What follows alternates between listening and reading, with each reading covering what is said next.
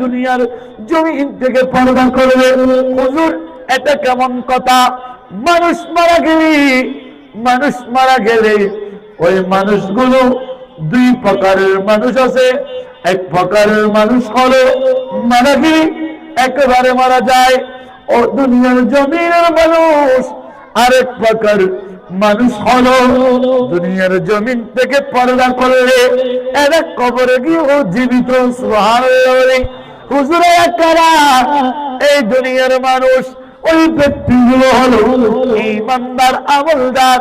এরা যখন মারা যাবে, এরা যখন পর্দা করবে, এরা কবরে গিয়ে জীবিত।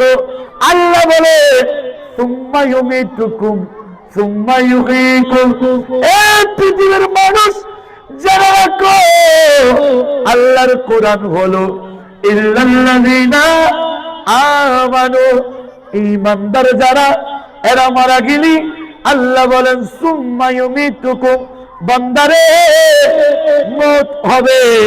এটা বড় মওত হবে, মানুষ মারা যাবে, মারা গেলে সুম্মা ইউহয়িকুম।